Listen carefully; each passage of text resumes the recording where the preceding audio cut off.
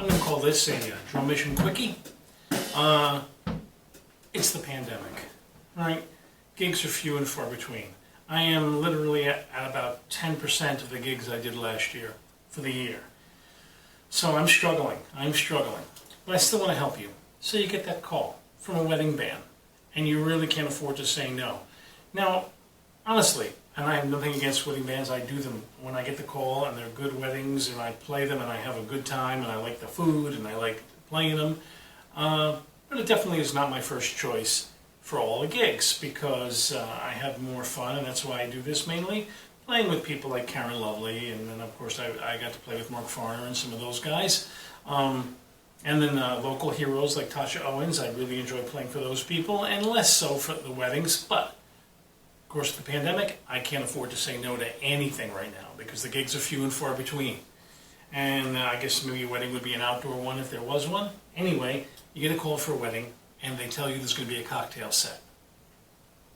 What do? At the cocktail set, they're going to do some cha-chas and some basas. So today we're going to work on the cha-cha.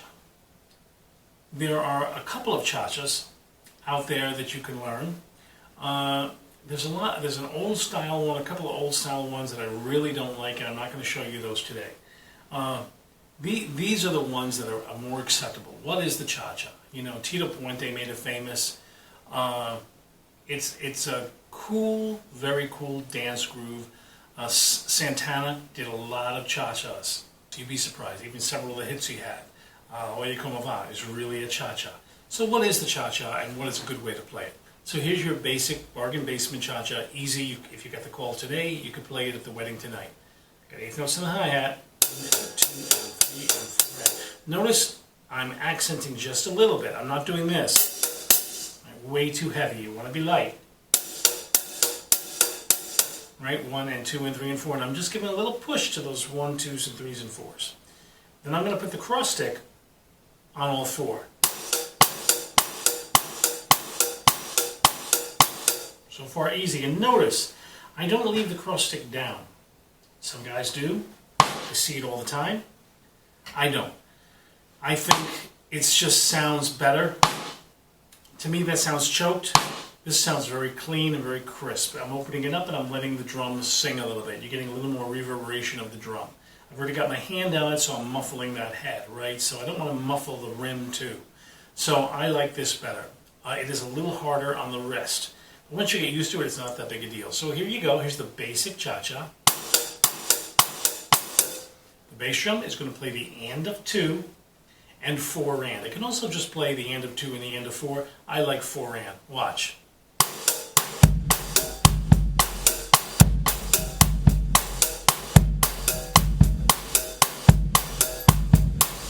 There you go. Now, stage 2, a little harder. There's that little, I think they call it the gourd, it's the fish, right? You know, so you want to simulate that in a cha-cha. There are some guys that teach this.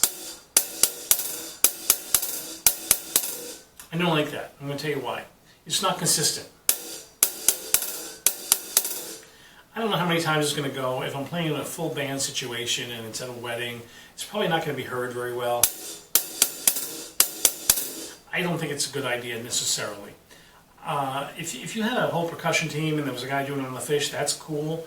But doing it on the hi-hat, I don't think works as well as opening it up. Watch. I think that does the same thing rhythmically and sounds better.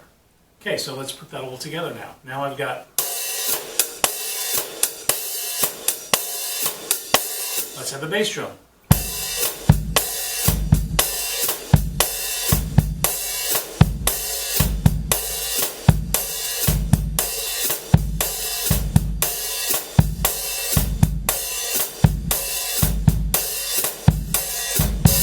All right, I'll do a short hi-hat.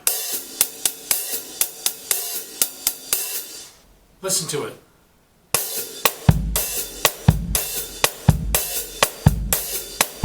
That brr is a long sound, and that's kind of a short sound.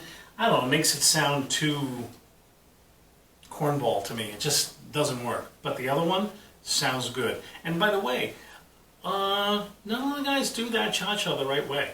There's another cha-cha that you can get out of the I'm just going to say Bay books, and it's such an old, hokey, clunky cha-cha. And there's a lot of guys I hear that play that way.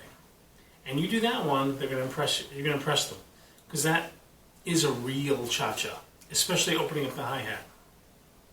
Also, I probably wouldn't open up the hi-hat the entire tune. I would do it, in sections and then drop it out. Do it in sections and drop it out. Only because it helps to do this to the tune. You want to bring stuff up and bring it down. When you're playing a cocktail type set, you really can't be loud, so you want to bring it up, bring it down, by what you're playing as opposed to the volume level that you're playing at. Anyway, that's another good helpful hint. I hope this helps you out. If you get that call, you can work that up. Yeah, the hi-hat part that I showed you in the second half, it can take you a second to work it out, but you can get it. It's not that hard. All right, see you on the next one.